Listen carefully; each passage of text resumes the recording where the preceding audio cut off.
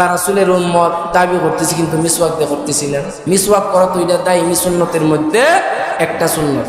মিসওয়াক করা, নামাজের আগে মিসওয়াক করা দায়ী সুন্নতের মধ্যে একটা সুন্নত। মিসওয়াক করলে অনেক উপকার রয়েছে, অনেক ফজিলত রয়েছে।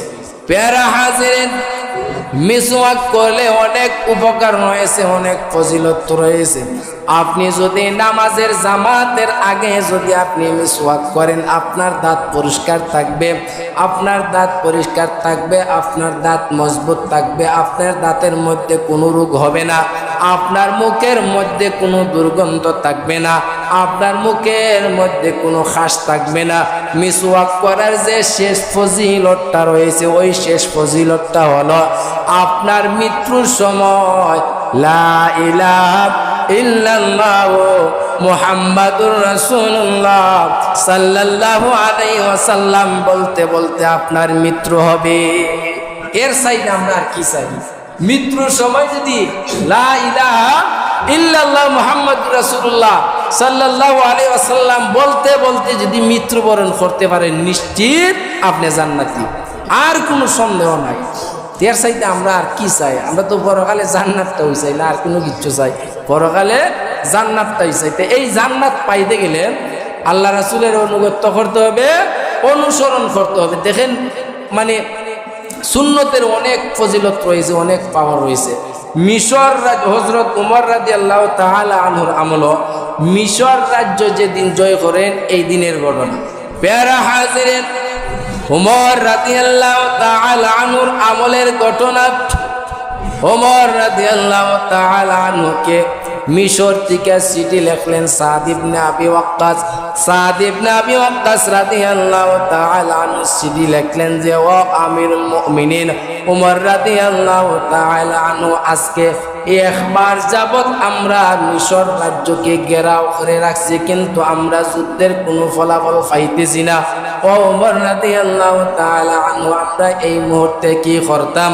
উমর রাদিয়াল্লাহু তাআলা আনহু চিঠির উত্তর দিলেন, ও সাদ ইবনে আবি ওয়াক্কাস, তোমরা দেখো মনে হয় আল্লাহর রাসূলের কোনো একটা সুন্নত ছেড়ে দিয়েছ।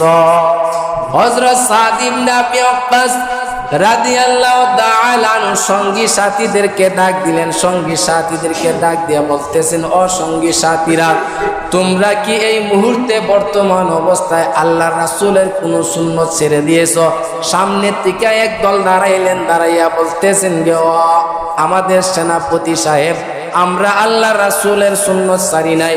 পিছন থেকে একদল দাঁড়াইলেন, দাঁড়াইয়া বলতেছেন, ও আমাদের সেনাপতি সাহেব, বিগত এক মাস যাবৎ আমরা যুদ্ধকালীন অবস্থায় রয়েছে, আমরা খুব সমস্যার মধ্যে রয়েছি, যেই সমস্যার কারণে আমরা মিসওয়াক ব্যবহার করতে পারি নাই। সাদ ইবনে আবি ওয়াক্কাস বলতেছেন যে, নিশ্চিত সেই কারণে তোমরা যুদ্ধের মধ্যে জয় লাভ করতে পারতেছো নাই।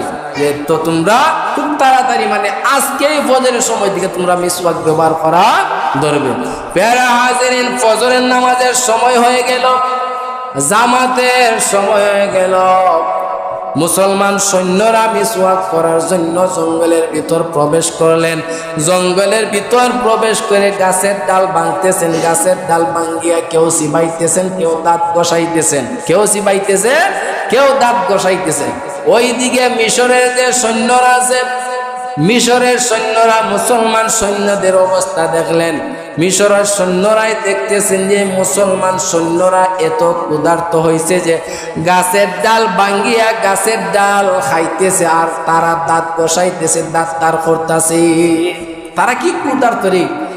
একজনে বলতেছে তারা খুব ক্ষুধার্ত অবস্থায় আছে, যে কারণে গাছের ডাল ভাঙ্গিয়া গাছের ডাল খাইতেছে। আর কেউ কেউ দাঁত গসাইয়া দাঁড় করতেছে, রে বেদায় আগামী কালকে যখন যুদ্ধ জয় করবো তখন এরা ফেদের কি দায় আমাদেরকে খাই নিব, এইভাবে খামরাইয়া। প্যারা হাজিরিন, আল্লাহ পাক রব্বুল আলামিন তাদের অন্তরের মধ্যে বই ঢুকাইয়া দিলেন। কিসের জন্য? একমাত্র মিসওয়াকের কারণে আল্লাহ পাক রব্বুল আলামিন তাদের অন্তরের মধ্যে বই ঢুকাইয়া দিলেন। কোনো ডাল নাই, তলোয়ার নাই, কোনো আঘাত নাই, কোনো রক্তপাত নাই, বিনা ডালে বিনা তলোয়ারে এত বড় একটা রাষ্ট্র, মিশর রাষ্ট্র, মুসলমান সৈন্যরা জয় করে নিলে। তারা যে যেভাবে পারে এইভাবে ফজরের নামাজের আগে আগে ফজরের জামাতের আগে আগে মিশর রাজ্যে সাইরা পালাইছিলেন পেয়ারা হাজির। একটা মিসওয়াকের কারণে আল্লাহ পাক রব্বুল আলামিন মুসলমানদেরকে কত বড় একটা বিজয় দান করেছিলেন, চিন্তা করে দেখুন পেয়ারা হাজির। যাহাই বলছেন আল্লাহ পাক রব্বুল আলামিন তার উপর আমল করার মতন তৌফিক দিতেন এবং আমরা যেন আল্লাহ রাসূলের অনুগত্য এবং সুন্নতের উপর আমল করতে পারি সেই তৌফিকটুকু দান করতেন। সবাই বলুন আমিন।